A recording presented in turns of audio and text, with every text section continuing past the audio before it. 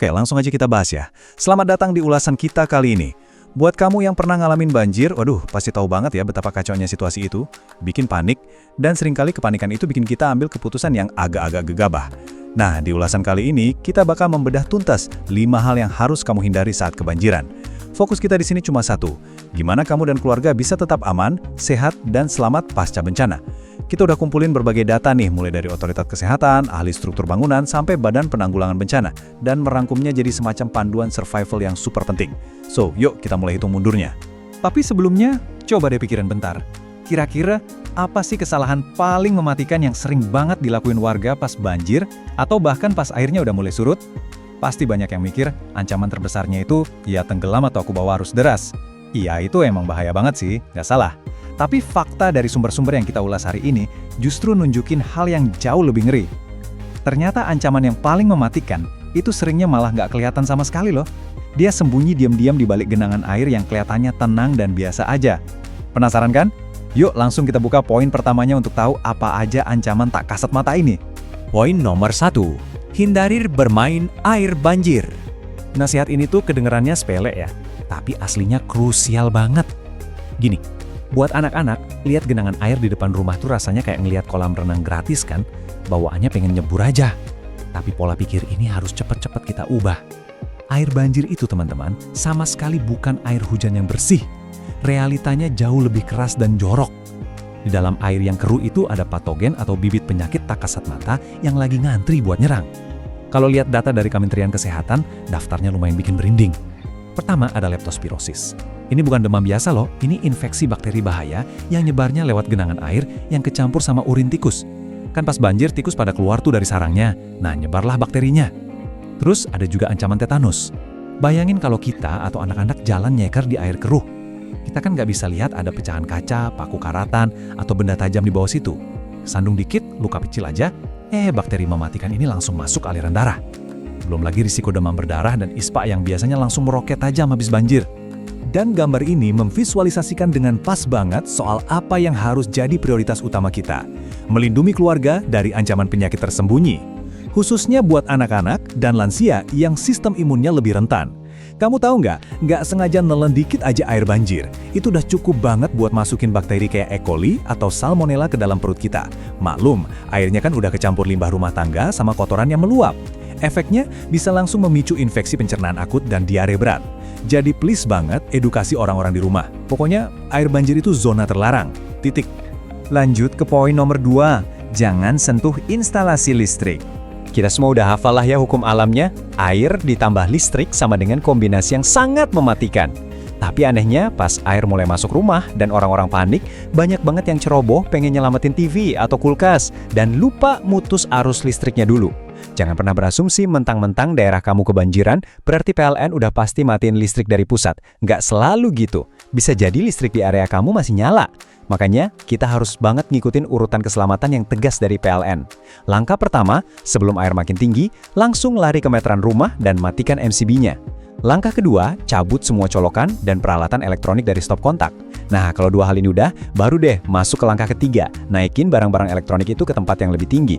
Jangan sampai urutannya kebalik ya, karena kesalahan sedikit aja di sini bisa fatal akibatnya. Satu lagi yang super penting di poin ini, kita harus ekstra waspada sama yang namanya arus bocor. Kenapa? Karena arus liar ini bisa aja muncul dari gesekan kabel yang udah nggak standar, atau dari instalasi liar di lingkungan sekitar yang ikutan kerendam air. Kita kan nggak punya kekuatan super buat ngeliat aliran listrik di dalam air ya kan? Makanya PLN sangat menyarankan buat selalu pakai sepatu boots kedap air. Sepatu boots ini tuh punya fungsi ganda yang luar biasa banget. Pertama, dia nyelamatin nyawa kamu dari sengatan arus listrik liar. Dan kedua, dia ngelindungin telapak kaki kamu dari bakteri, kuman, sampai pecahan kaca yang sembunyi di dasar air. Masuk ke poin ketiga. Dilarang menerobos arus banjir. Jujur aja, insting pertama kita pas denger kabar daerah rumah kebanjiran itu pasti pengen buru-buru nerobos masuk kan? Entah itu jalan kaki atau maksa nyetir motor. Pengen cepat-cepat ngecek kondisi rumah. Ini reaksi yang wajar banget, tapi aslinya sangat berbahaya. Coba deh perhatiin peringatan dari BPPD dan laporan cuaca ini. Ada bahaya di bawah air yang nggak boleh diremehin. Pertama, arus bawah yang deras. Air di permukaan mungkin kelihatannya tenang-tenang aja, tapi di bawahnya bisa ada arus kencang yang cukup kuat buat nyapu kaki orang dewasa. Kedua, jalan keropos atau sinkholes. Kita sama sekali nggak tahu kan, aspal di bawah genangan keruh itu masih utuh atau jangan-jangan udah ambles tergerus air. Dan yang ketiga, nah ini yang sering disepelekan, satwa liar. Laporan dari CNBC ngingetin dengan jelas kalau waktu banjir, hewan kayak ular, kelabang, atau laba-laba itu kehilangan rumahnya, jadi mereka bakal nyari tempat bernaung. Seringkali itu berarti mereka berenang ngapung-ngapung di dekat kamu. Jadi aturan emasnya, kalau terpaksa banget harus jalan ngelewatin air, selalu pakai tongkat buat ngecek kepadatan tanah di depan kamu ya. Kita sampai di poin keempat, jangan konsumsi pangan terkontaminasi. Nah, yang menarik dari slide ini adalah kelangsungan hidup pasca banjir itu sangat ditentukan dari cara kita memilah mana makanan yang masih bisa diselamatkan dan mana yang harus dibuang. Ini demi mastiin keluarga kamu aman dari penyakit menular. Menurut panduan keamanan pangan dari Prodia OHSI, pemisahan jenis kemasan itu krusial banget. Coba cek, kalau ada makanan dengan kemasan gak tahan air, kayak kardus, kertas, plastik tipis, atau botol minuman tutup ulir yang sempat kena air banjir, buang tanpa ragu. Air kotor yang merembes ke dalamnya bawa risiko penyakit berat loh, kayak tifoid sama hepatitis A. Tapi kalau makanannya dikemas dalam wadah yang benar-benar kedap air, kayak kaleng, logam pabrikan yang belum rusak, nah itu ceritanya beda. Itu ternyata masih bisa diselamatin. Iya, serius jangan langsung dibuang dulu makanan yang masih aman ini. Biar keluarga nggak kelaparan dan nggak perlu buang-buang makanan dengan percuma, Prodia OHI punya prosedur gampang buat sterilisasi kaleng. Ikutin 3 langkah ini. Pertama, lepasin dulu label kertasnya, soalnya disitulah tempat kuman nempel. Kedua, cuci kalengnya pakai sabun, bilas, terus desinfeksi dengan cara direndam ke dalam air mendidih. Dan ketiga, karena labelnya udah dibuang, buruan deh pakai spidol permanen buat nulis ulang nama makanannya apa dan tanggal kedaluarsanya kapan di badan kalengnya. Gampang banget kan? Terus pertanyaannya, gimana dong sama air minum? Nah, untuk air, aturannya sangat ketat dan nggak bisa ditawar. Kalau misalnya sumur tercemar dan kamu kehabisan air mineral kemasan, air apapun yang bisa kamu dapatkan itu harus disaring dulu, terus direbus sampai mendidih. Tapi jangan langsung dimatiin apinya, biarkan airnya mendidih penuh setidaknya selama 1 menit. 1 menit mendidih ini adalah kunci krusial buat ngebunuh parasit dan organisme mikroskopis penyebab penyakit perut. Pemahaman soal ini tuh penting banget, soalnya krisis kesehatan itu seringkali ngebawa kita ke efek jangka panjang yang lebih parah dari bencana awalnya. Dan akhirnya, kita di poin kelima. Jangan abaikan kerusakan bangunan dan trauma mental. Di sini kita harus benar-benar ngubah perspektif kita.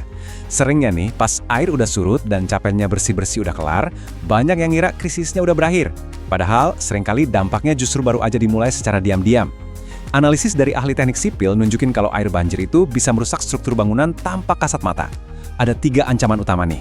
Pertama, pengikisan pondasi, di mana arus air diam-diam nyapu tanah yang menopang rumah kamu. Terus kedua, air kotor yang ngeresep bisa bikin retakan kecil di pori-pori beton. Dan yang paling fatal, lumpur serta zat kimia sisa banjir itu bisa mempercepat korosi atau karat pada tulang besi baja di dalam pilar rumah. Seiring berjalannya waktu, ini bakal melemahkan struktur rumah secara drastis dari dalam keluar. Makanya, selalu konsultasi sama ahli struktur ya kalau rumah kamu sempat terendam agak lama. Tapi kamu tahu nggak, kerusakan terdalam itu seringnya nggak terjadi pada beton rumah kita, melainkan pada manusia di dalamnya. Coba deh baca kutipan dari Direktorat Jenderal Kesehatan Lanjutan Kemenkes ini. Trauma adalah jejak paling sunyi dari sebuah bencana. Aduh, ini menyentuh banget sih. Seringkali kita terlalu sibuk ngecat ulang tembok rumah, tapi kita melupakan kecemasan yang membekas di hati. Gejala stres pasca trauma atau PTSD itu nyata banget loh.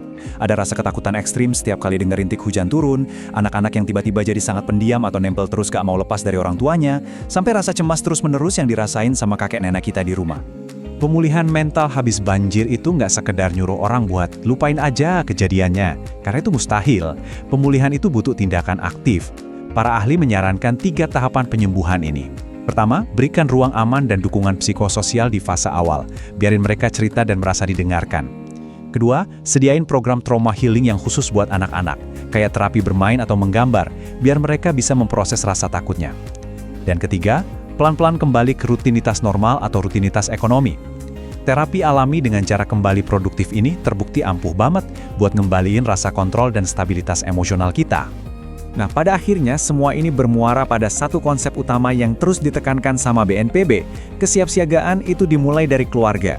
Memahami betapa bahayanya genangan air kotor, tahu cara memutus arus listrik yang benar, pinter milih makanan mana yang aman dimakan, sampai sadar pentingnya ngecek struktur bangunan dan merawat mental anggota keluarga, semuanya itu adalah bagian dari satu rencana kesiapsiagaan bencana yang harus kamu miliki.